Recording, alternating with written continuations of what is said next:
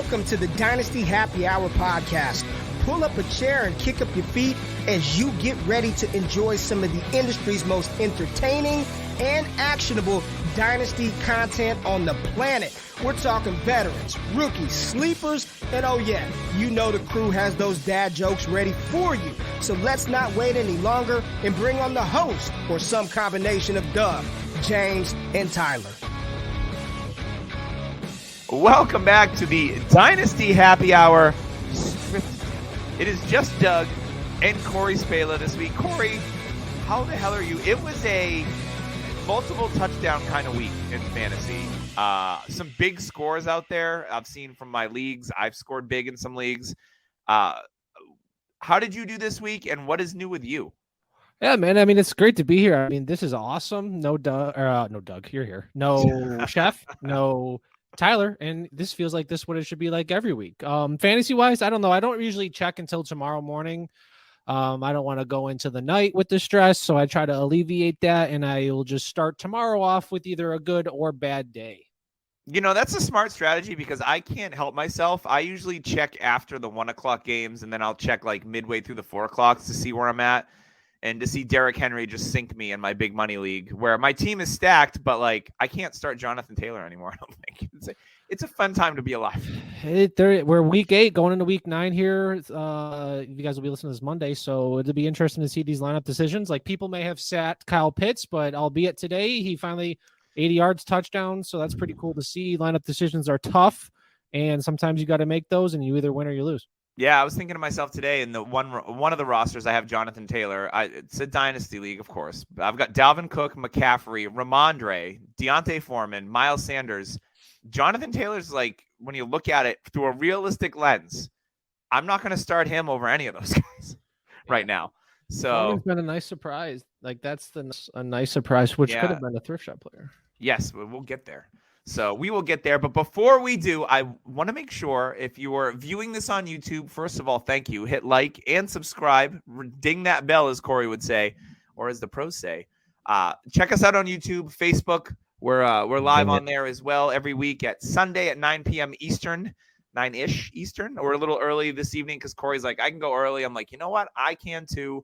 We want to get this thing out of here. Then I can watch more of the game. The Bills-Packers game. So that's part of the strategy here.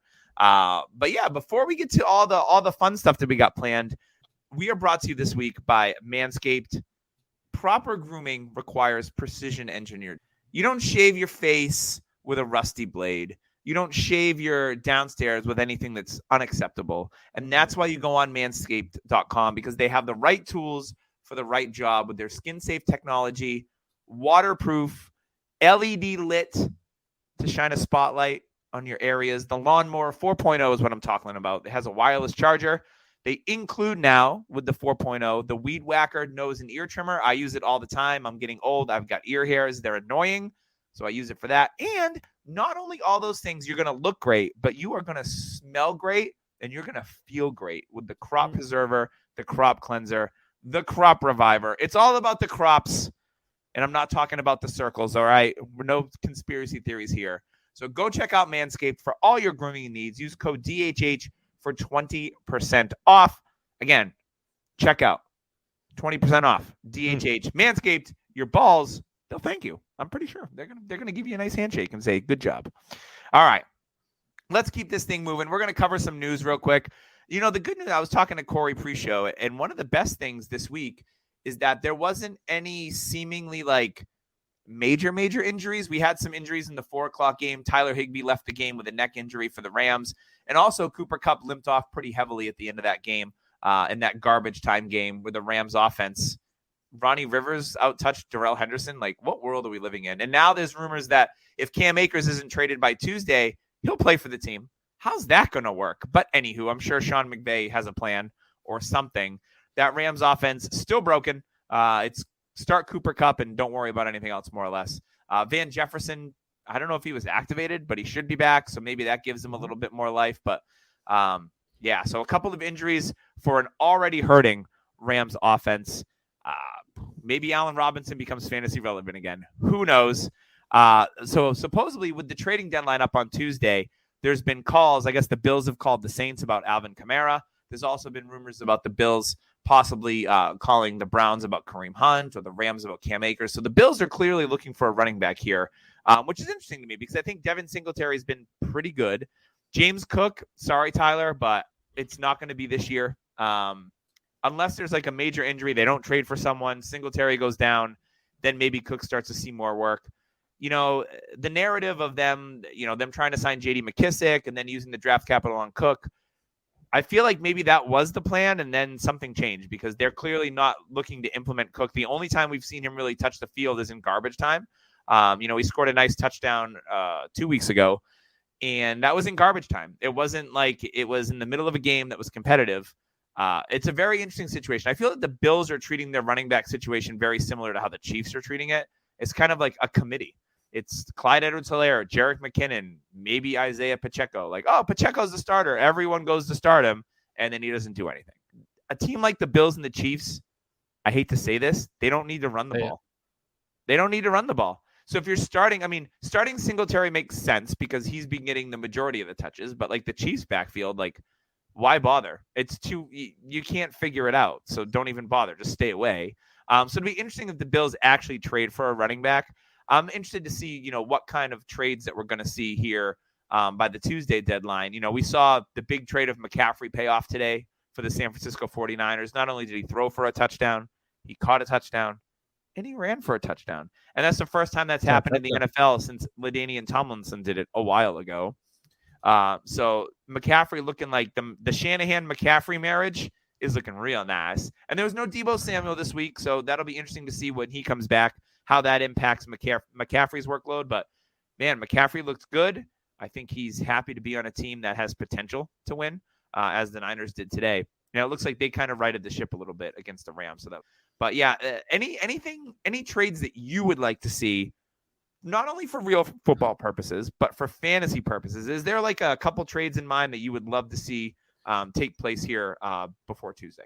Yeah, that is a great question, and I'd love to see that here coming up 11-1 at, I think it's 2 p.m. Eastern. I mean, to the Bills and the Chiefs, how they're not running the ball, but maybe that's just because they can't with who they have. So maybe acquiring a Kareem Hunt, Alvin Kamara, that's just going to make them more able to do that. Mm-hmm. Of course, with those rumors going around, that is the thing. Zach Moss has been rumored to be in trades, but like, who really cares about that? We really are paying attention to Kamara and Hunt. Cam Akers, I guess, is cool. I don't know what happened with him with the Rams. I don't know if it is the Achilles or if it's like there's just a locker room thing and it's just like this environment's not working. But it is cool if teams are interested in him because that means they may want to utilize him. But who knows what's going to happen, because if it is the Achilles holding him back, then he's just never going to rise to the crop, similar to how James Robinson did with the Jets. Well, maybe it'll be like Donta Foreman. Like, it's going to take a couple of years. Right. Yeah, and look at him now. I mean, everybody thought he was just going to be a 10-carry, 30-yard guy, just boom, bang, bam. And he was good for Tennessee last year. I picked up Foreman in a bunch of dynasty leagues, because he was dirt cheap. He was free. And I started him a couple of weeks when Derrick Henry missed time, and he was productive. And here we are again. No Chuba Hubbard. I started Donta Foreman in a couple of leagues, and he scores 3 touchdowns. He looks good. Like, he looks like the player that we saw in college. And people forget, like, when he was with the Houston Texans and he tore his Achilles, like, he was on like a wide open touchdown run. Like, he flashed potential, and it's just taking him a little bit longer to get back. He's definitely a pocket like Derrick Henry. I mean, there's a reason why the Titans utilized him like that when Henry went down. And so to recap with the trades, I mean, it's going to be Kamara, Hunt. I think news with Cleveland is that Kareem Hunt asked for the trade and the Browns said they will honor it. So that means he definitely is going. I don't know what's going on there. Kamara, it may just be out of the price range. I know Howie over there with the Eagles, the GM may finesse it, but if the what are they called? The Saints, if they really want their first round pick back, I mean, it's going to be a top 10 pick. Yeah. Yeah. So wide receiver wise, I think Kendrick Bourne.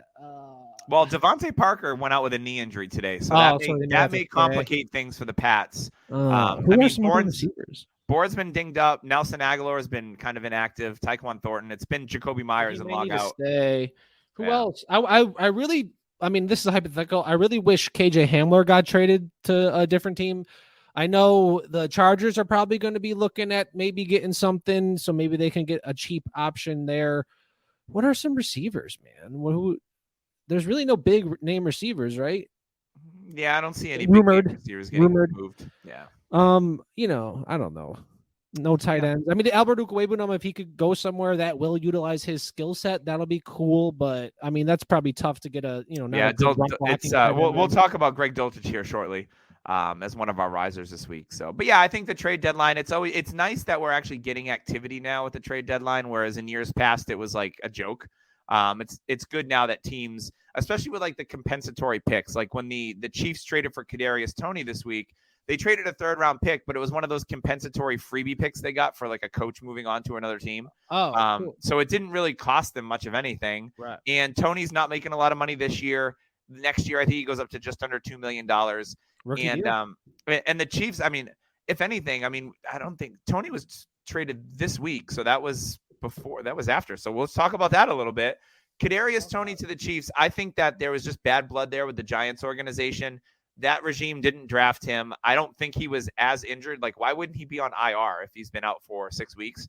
I just think it was like a Kenny Golladay. Like, yeah, he's kind of hurt. We just don't want him around. Like, Kadarius Toney on the Chiefs, to me, it's disappointing because I think we all wanted Sky Moore to be a thing.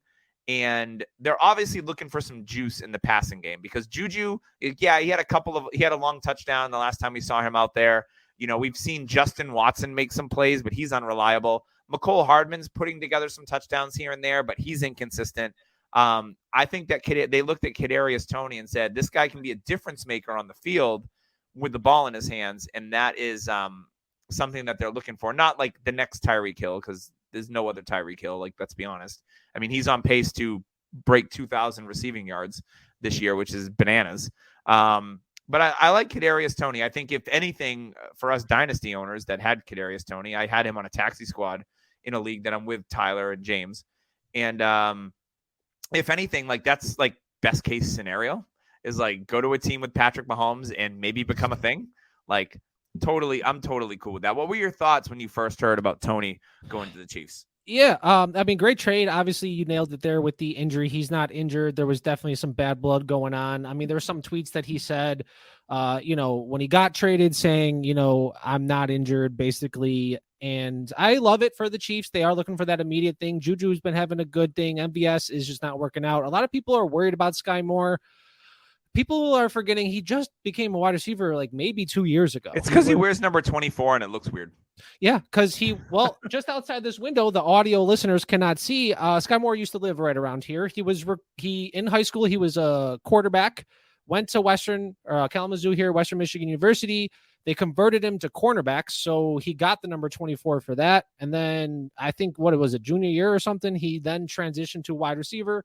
So now he's just learning this whole new position. I think it's going to be great to have Toney come fill in, and then Sky Moore can just kind of really, truly sit back, relax, and develop a little bit more, get more accustomed to this NFL play style at a position he is still learning. Yeah, I agree. Sky Moore, if you believed in Sky Moore going into the process, the time is now to go and try to acquire him because the value is super duper low. Anyone that drafts a fringe first-round pick is what Sky Moore was. He was in the first round a lot because the hype was up there, especially after he went. Only 12 targets this year. Yeah. I mean, Dynasty owners, as much as they should be patient because it's Dynasty, they are some of the most impatient people you will ever meet. So definitely recommend taking a look at acquiring some Sky Moore if you can. That definitely builds on the point of like this Jamar Chase, Justin Jefferson, this immediate production, just filling these people's needs of like immediacy.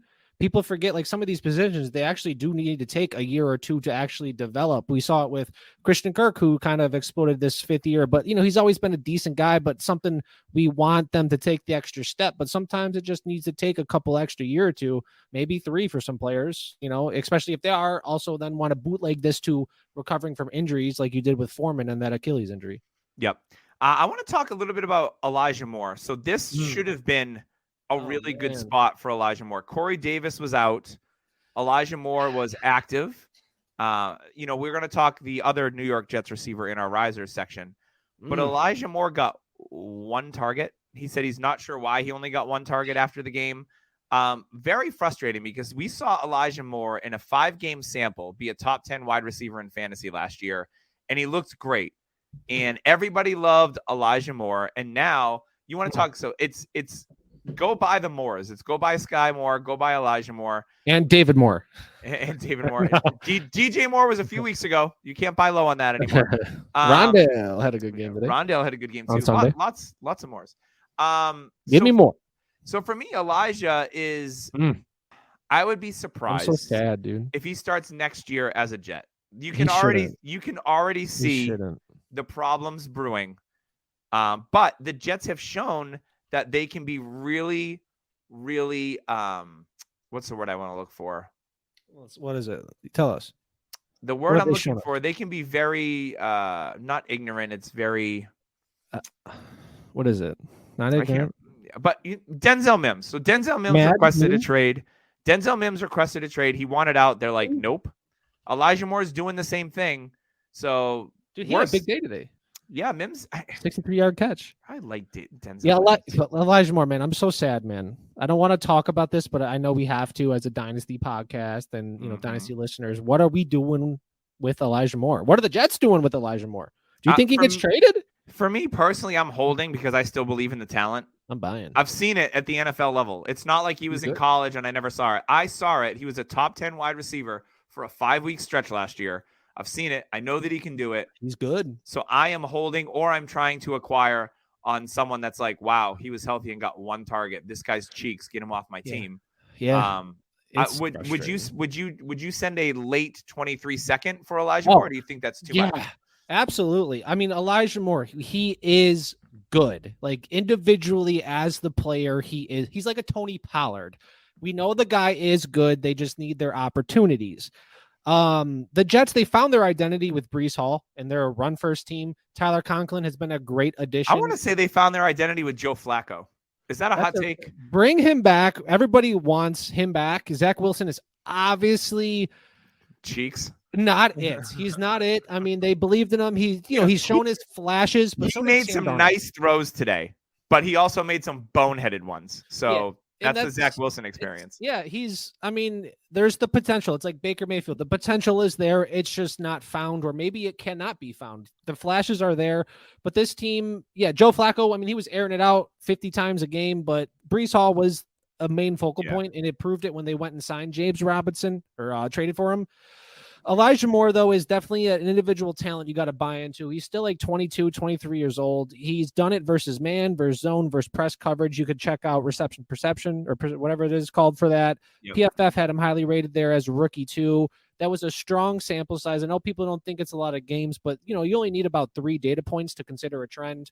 Elijah Moore is going to be doing well. There's a definitely bad blood similar to Kadarius Toney. So late 23 second is definitely something I would look to do. So a couple weeks before this Elijah Moore drama happened, I traded Joe Mixon for Elijah Moore and assumed early seconds in 2023. Okay. I'm a believer in Moore, and I know obviously I could probably get more value now instead of Elijah Moore because he's going down, but I'm thinking a few steps ahead next year. Yeah, I think that stock's going up for sure. Okay, I like that. I mean, Mixon's tough to get rid of. I think Mixon's still a good player, but I see where you're going with that. Thank you, man. The last thing I want to mention is the Atlanta Falcons are first in the NFC South. Fun game to watch if you get to watch that one. That's a shout out for Tyler, who's not here tonight, Falcons fan. So he is very happy with the way that game. I wouldn't be wound up. Well, they wound up with the win, so I guess that's the best thing. But they need to get a quarterback. They need a tank for Stroud or Young, and getting a win. And DJ Moore gets the wow, that's an amazing play to the boneheaded play of the day. From the that was on purpose. 62-yard touchdown to the celebration to get them moved back for the extra point, and then they missed. So they could lose. Now next year he's getting Stroud or Young because the Carolina are furthering their chances to get this guy. That was a great move by DJ Moore to score a touchdown, pad those fantasy stats, make us happy, and then get the team penalized so they can get a good quarterback. The biggest distraction in that game was watching PJ Walker because he was catching flies the whole time. His mouth is open at all times. I was just like, can you not? He's just like, no, he was good, but it's just watching him play. He's just open mouth the whole time. Like, because he did do pretty bad, but I mean, that's a good story coming from. Oh, the XFL. 100%. I mean, at least they're competitive. I don't think they would have been with Baker. There, I said it. All right. Let's move on. I want to give a shout out to Trophy Smack for sponsoring us. As usual, our longest standing sponsor here on the Dynasty Happy Hour. Whether it's football, hockey just started, Bruins, best record in the NHL. Yeah, basketball, Celtics doing well. I'm going to keep it all regional. Baseball, I don't want to talk about the Red Sox. Soccer, any type of sport that you're playing, they have a trophy for you. They're completely customizable. So if you're playing in a beer pong league, a cornhole league, pickleball, which I heard is a big thing, they can make a trophy for you, customize it as much as you want. Use code DHHRING, get a free $60 championship ring with the purchase of a trophy or a belt. And this is no like cheap ring that you find in your grandmother's jewelry box, okay? This is like heavy duty stuff. It's not costume jewelry or anything like that. It's good stuff. So make sure you check that out. Code DHHRING. And they have the stuff for the losers in your league. So, we can't all be winners. Sometimes I'm a loser in my leagues, my rebuilding ones. I'll gladly take the L. You want to buy me a toilet seat necklace. You want to, get me a pile of poop, whatever it is, that's fine. Once again, code DHHRING for that free ring at checkout on trophysmack.com. All right, we're going to talk top rookie performers. Kind of a quiet week for rookies, don't you think, Corey? I mean, that's bold of you to assume that I watch again. It's kind of when I come onto this show is when I kind of figure out the news that happens. So, or you're learning as we're learning. Yeah, in the small group chats, I definitely did not hear of any big performances. I know the effort or previously kind of talked about Greg Dulcich had a good game. Garrett Wilson. I'm sure Kenneth Walker did good. I have no idea. I'm just assuming. He did have a 16-yard touchdown. He only had about 65 yards rushing. They bottled him up pretty well. I was actually surprised that 51. Ken Walker. Wow. I'm actually surprised Ken Walker and Saquon Barkley had quieter days based on those defensive trends. Yeah. Wow. Yeah, he did. He did not have a good day. 18 for 51 for one touchdown and then one reception for 8 yards. And he got the touchdown late too. Yeah. Oh, but anyways, rookie performers. Who cares about that bad rookie performer? Drake London. How did he do? 4 for 31. That's not bad. Okay. It's not good, but you can't start Drake London right now. You shouldn't be starting Drake London, right? That's the rule. I mean, I don't know what happened in that game. Obviously, they're Arthur Smith is doing what Arthur Smith does, and I mean, it's good to see London and Pitts get involved more, but that went into overtime. It shouldn't have gone into overtime pretty much. Yeah. You can't start him, but you should be acquiring him. Who else is out there as a rookie? Greg Dulcich. Do you want to talk about him? Yeah, Dulcich has been a nice surprise. Now, James, our co-host here, has been a big Greg Dulcich fan from the jump. He's been all about Dulcich. I think he was his tight end 1 in this class. And Dulcich is showing out 4 for 87. He had a long touchdown a couple of weeks ago. Before the bye week, and he's kind of turning into what we all thought Albert Okwuegbunam would hopefully be, and now Okwuegbunam is riding pine, and it's Dulcich season. So if you drafted Greg Dulcich in your tight end premium leagues, you probably got him in the 3rd or 4th round. He's startable because tight end is that bad. And also another rookie tight end. It's been a pretty good year for rookie tight ends. It has Dulcich. We had Bellinger. Unfortunately, it looks like he's going to miss the rest of the season with an injury. But Isaiah Likely, Mark Andrews went down with an injury. He landed on his shoulder early in that game. And Lamar Jackson leaned on Isaiah Likely, and he went 6 for 77 and 1. And we all saw the potential of Isaiah Likely in the preseason. He was killing the preseason, getting a bunch of targets. He did. And really getting established. He's got almost like a Demaryius Thomas type of build where he doesn't look like a tight end. He looks like a kind of yoked up wide receiver, and he moves like one. So he creates a lot of mismatches with linebackers and safeties because he can get by them with his athleticism.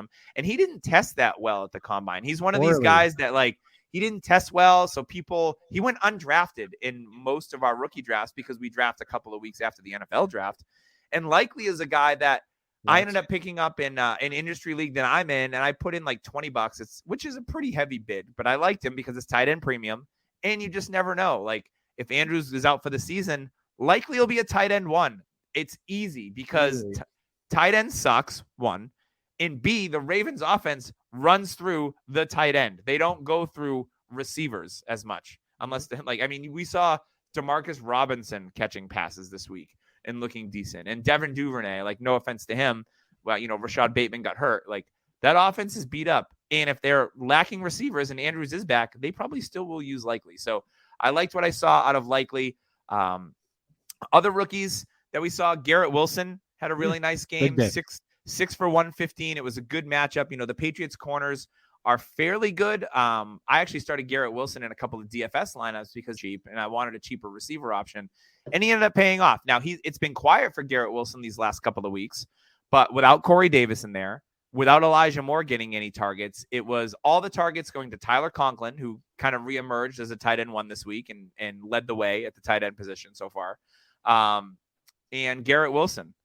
And Garrett Wilson, to me, I mean, he was his wide receiver one. And Garrett Wilson is showing that, he's got that profile. He's been more productive than Drake London because at least the Jets are throwing the football. He's good. So Garrett Wilson looked really good for the Jets. And then, we talked about Ken Walker. He's going to get a workload. We know that.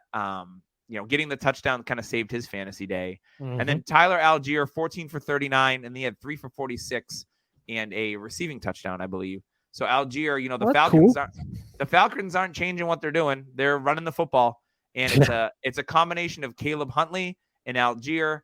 And I will say this: if you're a dynasty team that's competing and you're looking for a cheap piece at running back now, don't say it. Go get Cordell Patterson.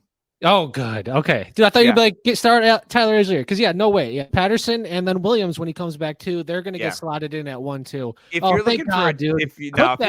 If you're looking for a cheap piece on a competitive team, TikTok.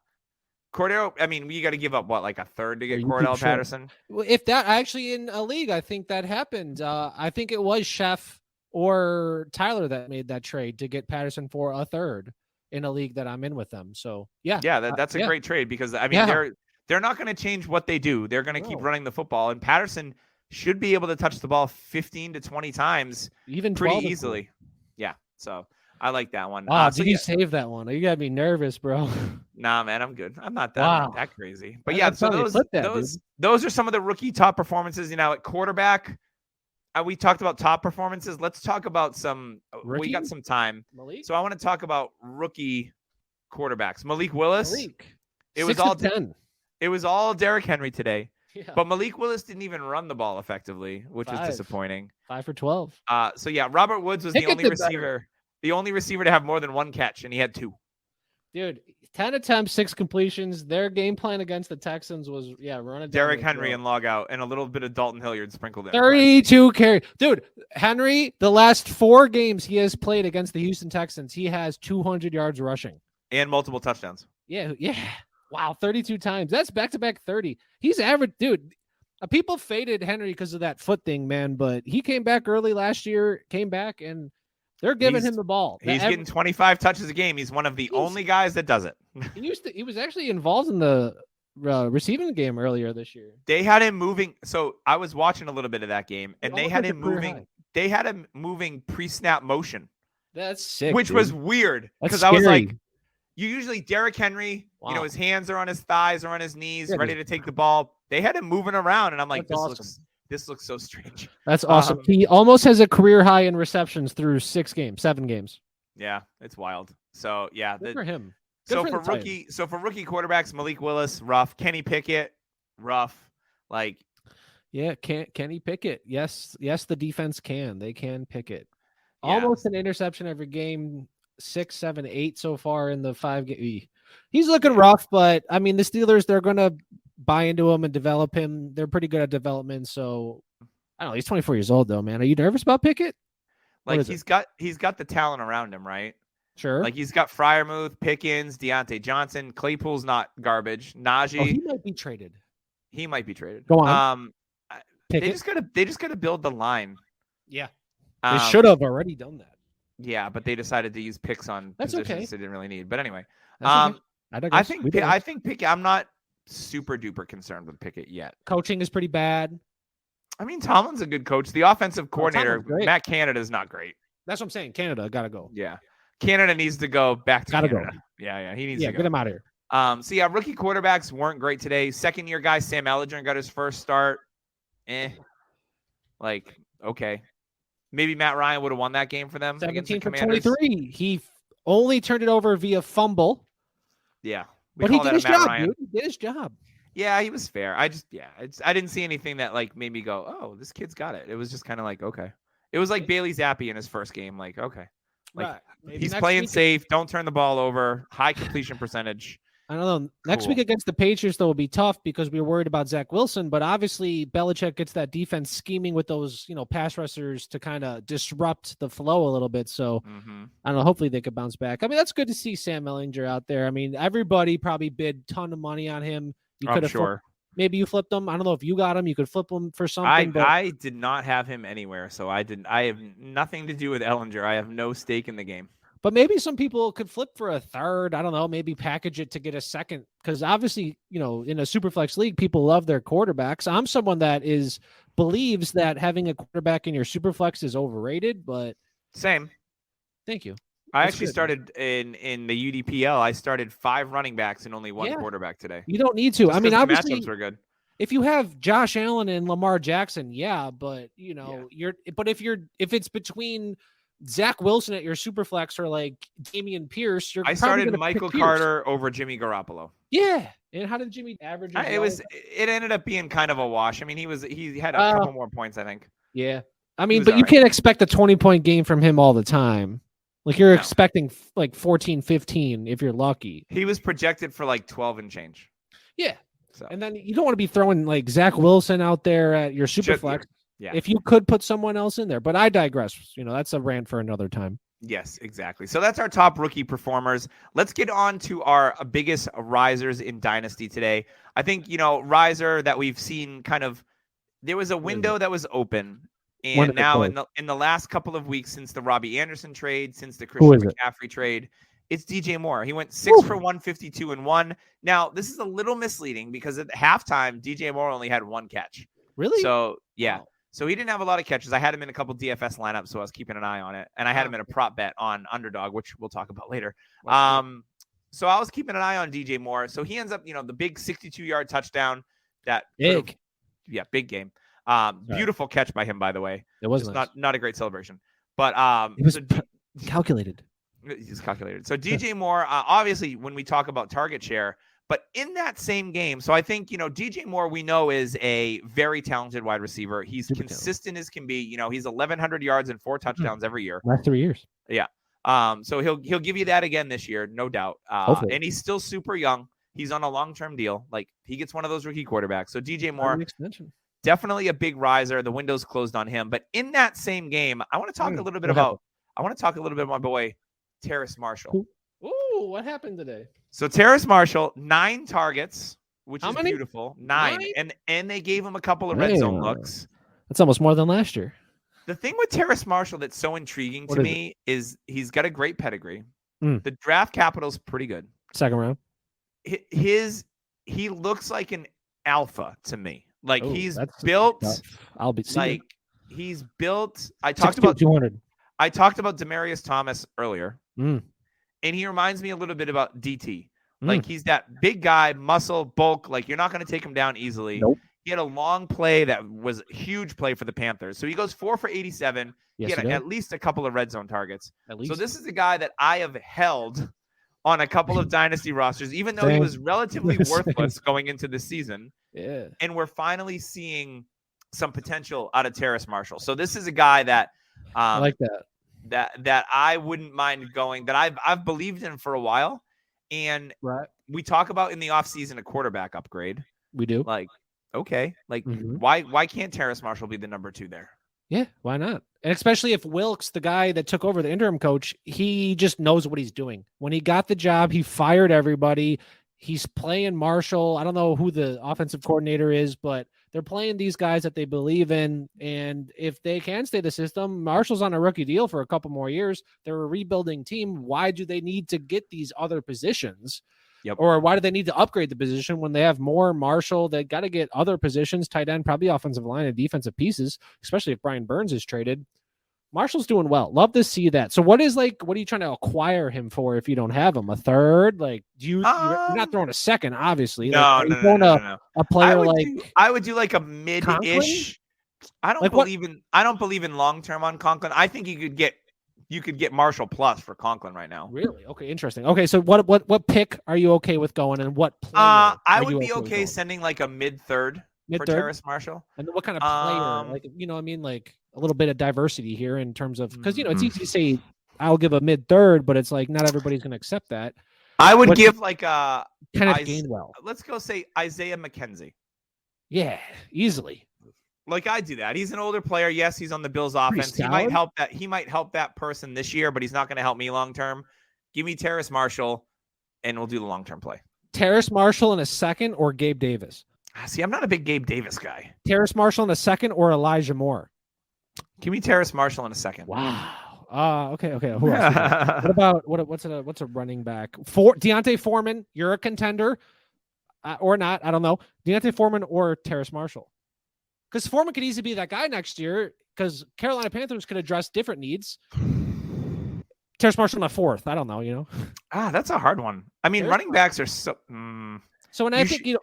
That's a hard one. I'd have to think on that one. He did great, 9 targets, and I think last week against the Bucks, he even had like 1 or 2 plays called back from a penalty. So he did. His box score stats aren't necessarily showing, but the opportunities are there. And Marshall, I mean, he's going into his second. This next year will be his third year. His offense, literally week 7, when the coaching changed, he's been getting involved more. That's 2 straight weeks. So next week against the Bengals, he may have a big game, because if that game's a shootout, I mean, you're going to want to jump on Terrace Marshall now before next week, assuming against the Bengals it's going to be a shootout. Yeah, 100%.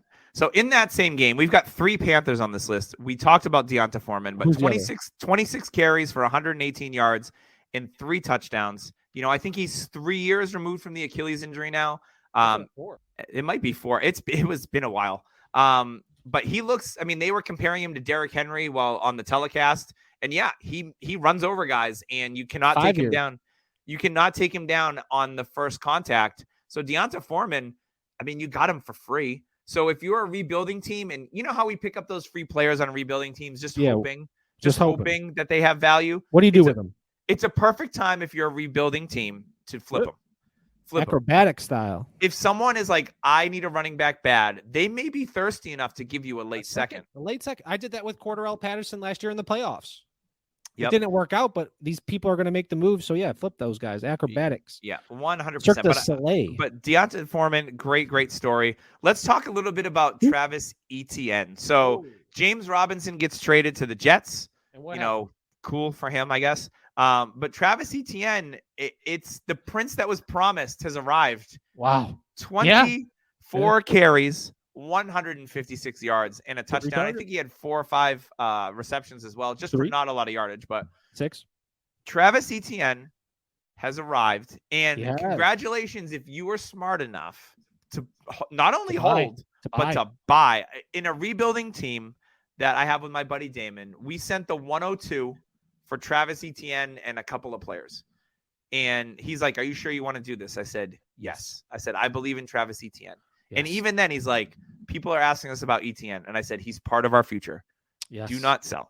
We are building around Travis Etienne. We're building around, we traded and got Joe Burrow. Like, it takes time to rebuild the dynasty roster. It's not easy to just flip it in a year. It's not overnight. Especially in a 14-team league. It's really tough. 14. So congratulations if you held strong on Travis Etienne, or you went and acquired him while his stock was lower, because his stock during the summer was super high. Then it cooled off. Then it got low with the Robinson usage, but his metrics weren't good. Like James Robinson, cool story. I just don't think he's a great running back. Like his metrics are just ho-hum average. Like he masks it by long runs. I know what you're saying. It makes the other metrics look better. But when you break it down, like he's running just as many runs for no gain as he is positive gains. That's not good. So I'm surprised the Jets traded for James Robinson. I'm going to be completely honest, but I'm glad they did, because now we see Travis Etienne. Did the Jets win? No, they lost to the Pats. But I mean, they're 5-3 now. They're going for I kind of like that move, just to segue into that, because the culture is like, we're winning out. That's probably great for the locker room. Like, we're not just going to give up on our season because Breece Hall lost. I don't know. I kind of like that for that reason. But that doesn't mean much for us in this Dynasty podcast. But I like that it just showed the team like, hey, we're not giving in. Yeehaw. Fair. But I mean, come on, they're obviously outperforming projections. But Yeah. we So could say the Jets Travis talk. Etienne, big riser this week. And going forward, I think he'll be an RB1 this season. So going forward. So I mean, first game he got 27 opportunities. First game, yeah. How many other running backs did that today?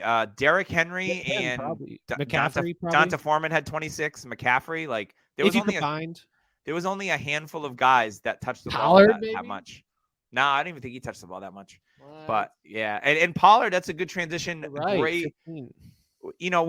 Everyone except for Jerry Jones has been like, play Pollard more. He's better than Zeke. So what does Pollard do? 14 for 131 and not one, not two, but 3 touchdowns for Tony Pollard, including another long run, which is his bread and butter. He's good, man. It's thunder and lightning all over again. It's like the what was that good combo in San Diego? It was Michael Turner and Danny Woodhead or whoever. It's thunder and lightning. Zeke has looked better in these recent weeks, but he's injured. He's not good. I'm not rushing him back. They just scored 40 points with Tony Did you see Pollard. what Jerry Jones said? No, what did he say? He said something, I'm paraphrasing, like when Zeke is back, he is our guy. When he's healthy, he's our guy. Of course he's going to. And they'll probably be stubborn and give Zeke 20 carries and Pollard 8 touches because they're idiots. Insane. I mean, they're winning, so I guess they'll be like, well, we're winning. I know. It's definitely the contract situation, similar to Amari Cooper. After this year, they can get out of it, and they can kick Zeke to the curb, similar to how Pollard's they did. A free agent, so. Oh, he's going to get a big payday, man. I'm happy for there's him. a lot of this running back free agent class is absolutely stacked. It's Josh Jacobs, Miles Sanders, Damian Harris, Tony Pollard. There's a couple other big names too that are going to be free agents. Hunt. Yep, Kareem Hunt. There's another one. There's a lot of them. It's crazy because they got a pretty top-heavy running back class too. So like, it's going to be interesting what a team does. There's going to be odd men out. Wow, because the market's going to be set that first running back contract because maybe a running back just wants to get paid because a team could just go through the draft. But with all this people, this is going to be very interesting to see what happens in the running back landscape in Dynasty here. Yeah, there's the running back position is loaded with talent. Wow. So there's going to be some situations where guys are like taking a while to sign and going to situations that aren't necessarily ideal for their. Yeah, it's going to be really interesting to watch that in the offseason. Wow. Anywho, we talked a little bit about Kyle Pitts, 5 for 80 and a touchdown on 9 targets.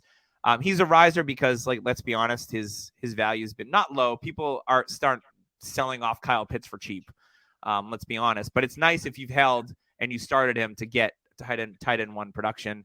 At the quarterback position today, we saw Tua Tagovailoa, 29 of 36, 382 and 3. Both Jalen Waddle and Tyreek Hill exceed 100 yards receiving. Gesicki has a touchdown. Like, Tua looked really, really good today. He was a little gun shy on running the football, but he protected himself, which was good. So I think he had 30 yards rushing, which is nice to see for him. But man, Tua, Tyreek Hill's made a huge difference for everyone involved. Everyone in the preseason was like, oh, Tyreek Hill's going to eat into Waddle, and Waddle's not going to be as good.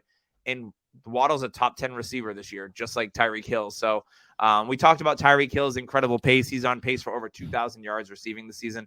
And it's in every other week. So every other week he eclipses 100 yards. So next week is an off week for Tyreek Hill. So fade him. No, I'm just kidding. You can't bench him, let's be honest. No, so obviously we've seen stock up for Tua.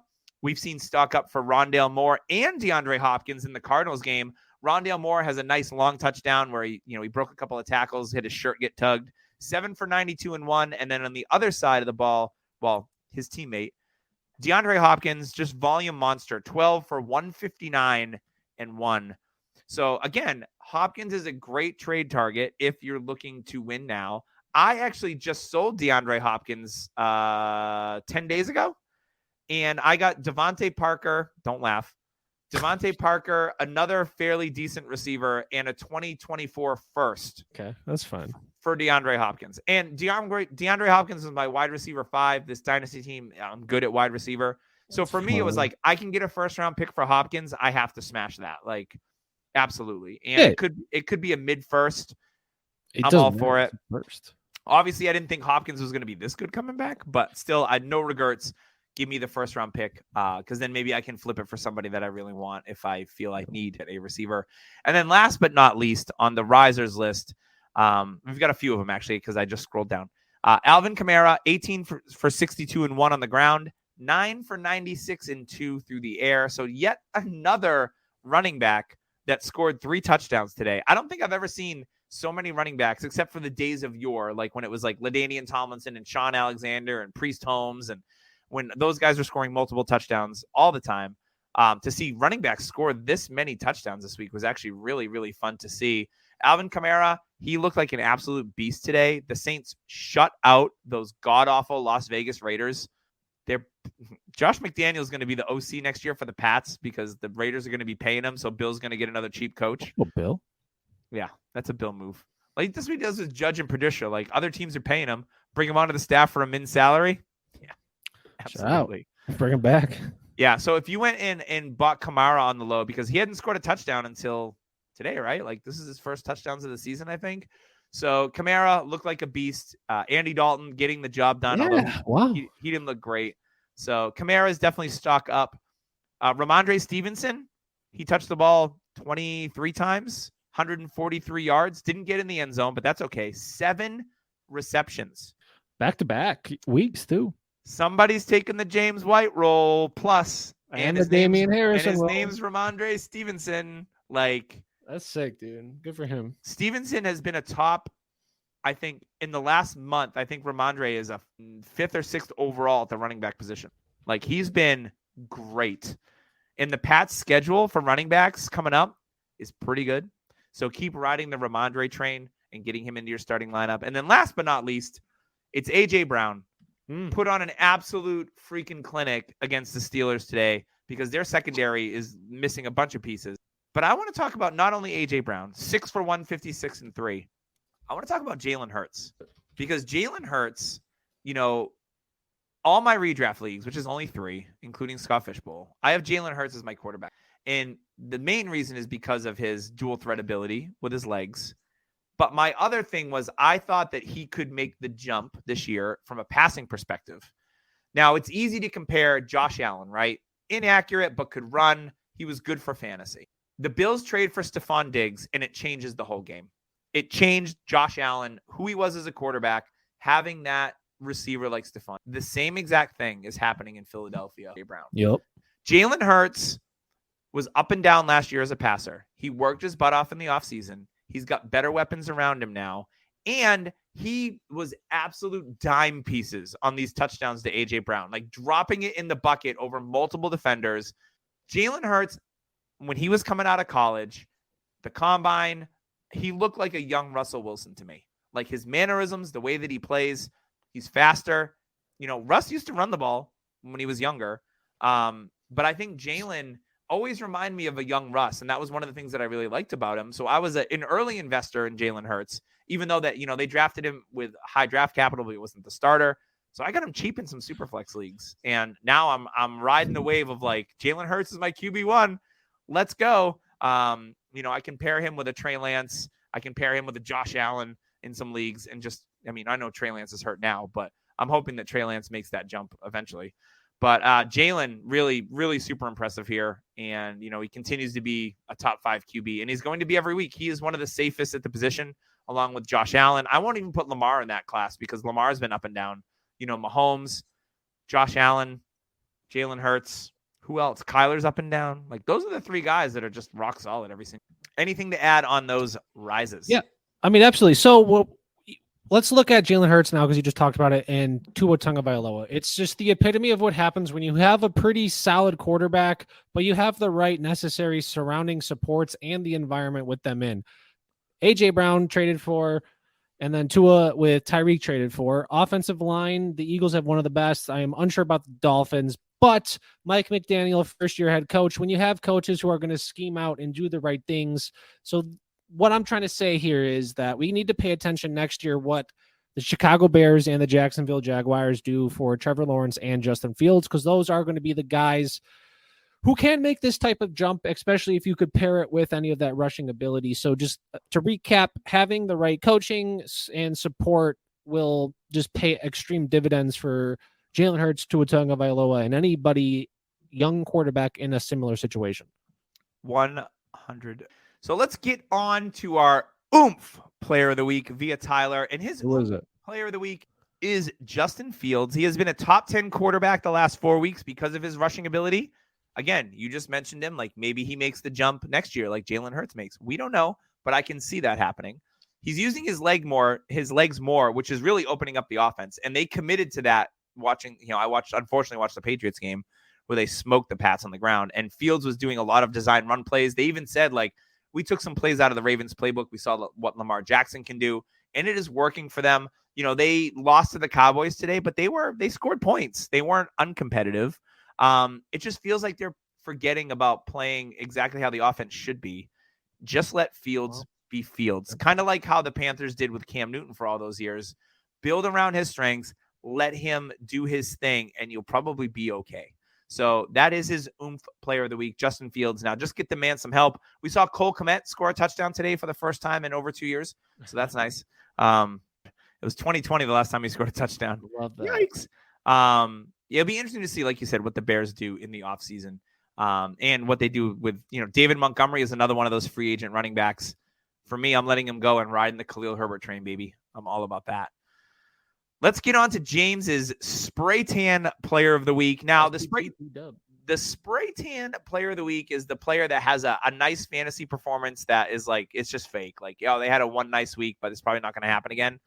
So this week's spray tan player of the week is Damiere Byrd. He scored a touchdown, Damiere Byrd was his player last week. That's back-to-back tutties, bro. Yeah, and that's actually happened twice now to James, because he had the kid from the Saints as a spray tan player, and then he scored the week after. So maybe the spray tan player is like a precursor. So start that player, everybody. All right. Well, his spray tan player this week is N'Keal Harry.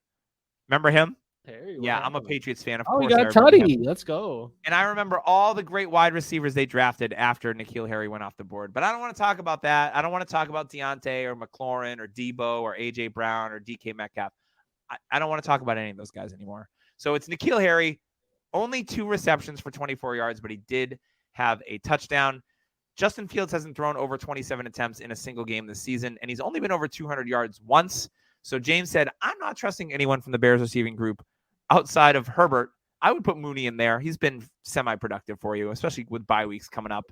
And they're kind of hot and heavy. So, yeah. But that's the spray tan player of the week. It is former first-round pick, 101 in some dynasty drafts. N'Keal Harry. Rip. Big old rip.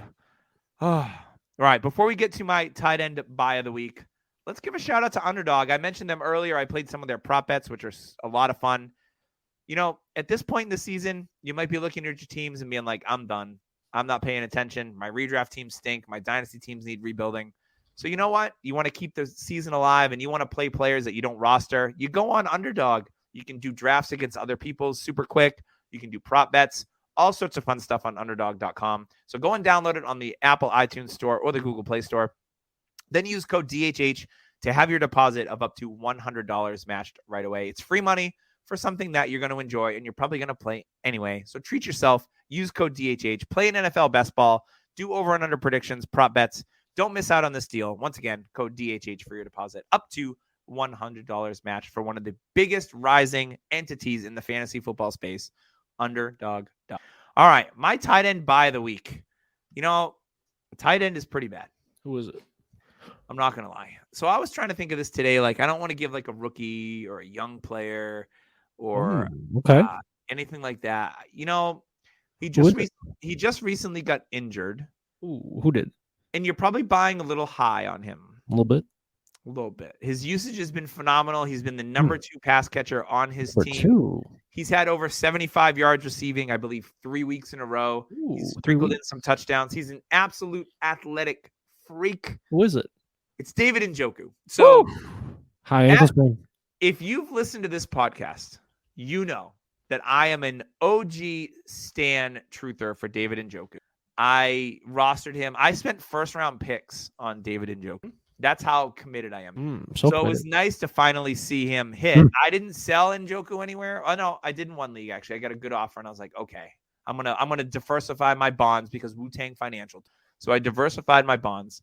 But David Njoku, we've seen what he can do with Jacoby Brissett. We did. High ankle sprain. He's gonna miss a few weeks. Maybe it's the rise of Harrison Bryant, who is a former Mackey Award winner, who could fill in. I like Harrison Bryant. I've He didn't got do him much. as the tight end, the resident tight end hoarder. Of course, I have Harrison Bryant in some spots. So maybe he fills in admirably for Njoku, but I'm not worried about Njoku going anywhere because he's a top 5 paid tight end in the league. And the contract that he signed, Cleveland is committed to him. Love the athleticism. I love what they've been doing with him. Yep. And just in a few weeks, supposedly, we're going to get a quarterback upgrade. Week 11. We'll see how 10? he looks. 12? 11. He'll be back against the Texans, ironically. Back against the Texans at Houston. Who would have thought? Who could have planned that? They didn't plan that. Mm-hmm. Not at all. So Deshaun Watson's going to be back. So we saw what David Njoku could do with Brissett, who is a average quarterback, I guess. Well, average. That's being nice. Quarterback. Okay. Deshaun Watson has the potential, if he returns to form, to be a top 5 NFL quarterback. Talent-wise, So, absolutely. yeah, I like me some David Njoku. Go and get him. I'm fine paying a second for him in a tight end premium format. Any cool with second? that. I'd be You'll comfortable. think about I'd be comfortable mid. Right. But I mean, my love runs deep, so I can do irrational things. What about trading Darnell Mooney for David Njoku? I would do that. Gabe Davis for David Njoku. It makes you think. Shout out to David Njoku. Go buy him. You're absolutely right. I agree with that. Corey, it is now your time to shine. Yeah. It is time for the Thrift Shop Player of the Week. Who are we picking up at the thrift shop? Now, what thrift shop do you go? Do you go to the thrift shop? Are you a thrifter? I mean, like if my plan is to like be a out Salvation and about, Army. If my plan's to be out and about, I will potentially stop, at least think about it. I'm not like one regular doing that, but I thought it was a good idea because I mean, you said someone that you're picking up, but sometimes at a thrift shop you're donating and giving up. That's true. So I could go either way with it. This week, I've just been thinking with the trade deadline coming up that I may want to pick up something, especially if you could find like a Marquez Callaway on the waivers. What if he's the guy that is traded to the Chargers? What if, they don't need him. They obviously haven't been needed him. What if he is the guy, or I guess Darius Slayton as well for a little bonus? Because Slayton looked good today. I picked him up. They kind of need him though. He's got to be a guy, like maybe there's going to be a contender wanting to give up a third if you're lucky. Kendrick Bourne, exactly. So Marquez Callaway's guy I'm coming at because if he does go to the Chargers, maybe you could trade him to a wide receiver needy team. If not, you could just go ahead and drop him the day after or day of the trade deadline. No problem. Just pull into the little drive-through drop-off spot and be like, yes. So he's this week's thrift shop player and potentially next week thrift shop player. So thrift shop player. So I just got 2 weeks and one out. So you're welcome. You're just a multitasking master. So Twitter streets with the on-site correspondent. I was on a cruise for 5 days in the past week, so I haven't been on the Twitter streets. So I don't have anything to report here. This reporter has been on vacation. Corey, have you observed anything that's been hot in the Twitter streets that people have been buzzing about this week? Anything that's like irrational or just totally silly?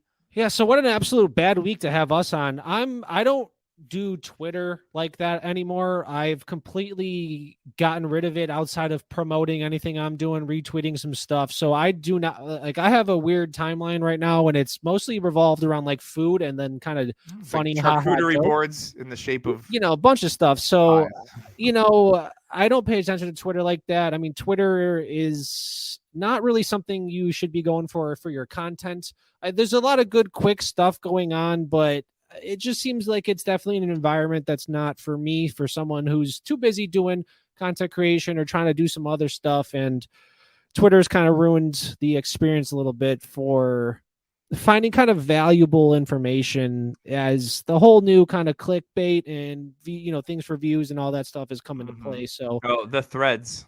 I have gotten off of Twitter in terms of that. I'm on there, group chats and all that stuff. So I have nothing. I could tell you a bunch of stuff that's going on in the Twitter sphere, but nothing for fantasy. I would tell you, I think Twitter can be a very good resource for fantasy information. Absolutely. But you have to make sure that you're following the right people. So if you find someone that you're following or you start to follow them and you're like, get rid of them. There's a lot of echo chamber on Twitter, like, a lot of people agreeing about the same thing. So it can cloud your judgment. Mm-hmm. It's one thing that like I stopped listening to as many podcasts as I used to, because for me, it was like, I'm getting all this information. What do I do with it? And some of it would make me change my mind when I should have just held steady to my beliefs. Yep, exactly. So that's when I started to pare down the amount of podcasts that I listen to. That's when I Exactly. pared down the amount of people that I follow on Twitter. Yep. Remember, you want to have a mind of your own. It's great if you rely on certain analysts that you really, really like. And there's a handful of podcasts I probably listen to on average. There's one podcast that I listen to often, and the other ones are like here and there when I have time. Yeah. But I used to listen to a ton, and I found it clouding my judgment, and I didn't like Yep. it. I want to have my own ideas. I don't want to even give you guys analysis based on what I hear. Like, I want to be as authentic as I Yep. can be to the listeners, because I feel that that's one of the reasons why they come here in the first place. So I saw how it would affect me as an analyst and as a fantasy football player. So I made that adjustment and I pivoted. And I think that's it can be a hard thing to do because you're so caught up in it. Right. So that's like I guess that's my word to the wise this week. I'll put it Oh, that what a way. beautiful moment we just had there, man. Well, maybe we should stick to the fantasy sports, bro. I love No, those that was people. great, man. No, I mean, Fantasy, what's going you on on can't Twitter? be a real person. Right. I mean, I'm sure it's probably just the hot topics of the week, just to get a little Yeah. more serious here. You know, Cam Akers, a bunch of the trade deadlines going on. Yeah, so there'll be stuff trades. Well, I'm sure this will be a good one because now I'm Trade back in my deadline. rhythm. I've got some We'll go with bandwidth. I'll the be on TV. Twitter. There'll be something people are going on about, and I'll be like, really? So Hey, no, that was it'll be good. more entertaining next week, I promise. That was good So stuff. before we get out of here, I did want to give a shout out to the Dynasty Nerds. Make sure to go support them, Rich and the team, on dynastynerds.com, and sign up for the Nerd Herd. Use code DHH for 15% off of any subscription. They've got trade tools. There's an extra Nerd Herd episode, prospect film room, prospect scores, and the Dynasty GM. All sorts of cool tools over there at our friends at Dynasty Nerds. And Rich's wife, Amanda, I believe, or Ashley, begins with an A, makes the best charcuterie board you've ever seen. So I'm just going to leave it there.